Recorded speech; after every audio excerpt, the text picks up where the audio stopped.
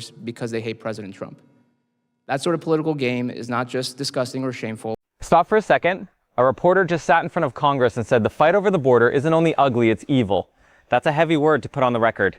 Before we decide if he's right, look at what he actually saw. Border crisis under the Biden-Harris administration, but it is also to serve as a warning. And my warning is this: another crisis on our southern border is currently building, especially if Democrats take back control of Congress in this upcoming midterms and the White House in 2028. I say this because I have recently returned from Tapachula, Chiapas, which is on Mexico's southern border. His warning is specific. He says he just came back from Mexico's southern edge where the caravans form.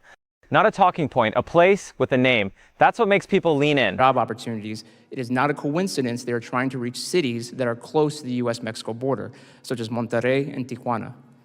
When asked if they would like to enter the United States at some point, say when President Trump leaves office, the migrants said yes. They are willing to wait until our next presidential election for the chance to have an easier time to cross illegally into the United States. This is the line that travels. People telling a reporter they'll simply wait out one president and move when the door reopens. Whether that's a plan or bravado, it's a real quote from a real trip. Hold on to it. The other side reads the same border very differently. Avoiding the border because they could not bring in any more people due to the overcrowding. This is why Democrats and anti-ICE riders' claim of fighting for the immigrant community today is hollow.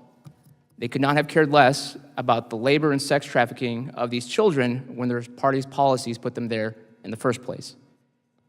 His charge is that one side pushed kids into danger and now pretends to defend them. It's a moral gut punch.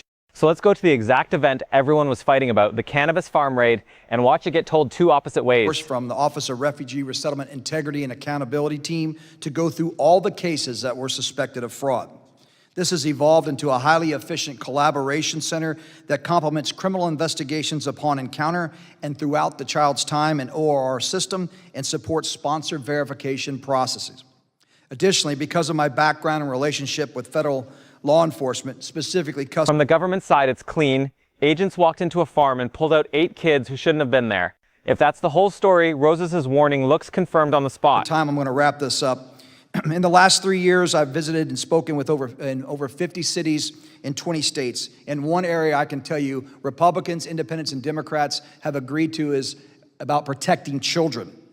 Now we just need to get focused on protecting these children and continue the pathway. Notice the turn. The same post that announces a rescue also scores a political point at a governor. That's the tell that this was never only about the kids, it was always also about the fight. Here, the same raid looks nothing like a rescue. The workers' union says U.S. citizens were swept up and that deporting kids doesn't fix child labor. One man reportedly fell 30 feet during the chaos and ended up on life support. Same event, opposite story, and the company at the center flatly denies employing minors at all.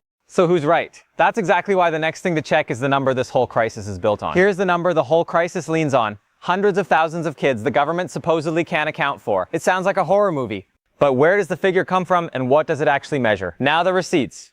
Multiple fact checks say that figure traces to a 2024 Inspector General report about kids who hadn't been served court notices, a paperwork gap, over a window that spans both a Trump and a Biden term. Experts call it a missing paperwork problem, not proof that hundreds of thousands of children vanished. That doesn't erase the risk, it means the scariest version of the number isn't established. So the fight isn't really about whether kids are at risk, everyone agrees some are. It's about a number one side treats it as proof of a hidden catastrophe. The other says the label missing was never accurate. Keep both in your head, that's the honest version. This is the most useful moment in the whole hearing and almost nobody clips it. A 31-year Border Patrol veteran points at an actual law, a child trafficking protection statute, and says smugglers exploit its 72-hour rule. That's a fixable thing, not a slogan. His follow-up is blunt. He says many of these kids surface in sanctuary cities and aren't enrolled in school. It's a serious claim, flag it on screen as his testimony, not settled data, but it's the kind of specific lead that's worth chasing rather than shouting about. Here's where it lands. One reporter says a crisis is building and called the politics evil. A veteran chief says the real problem is a loophole anyone in Congress could close tomorrow.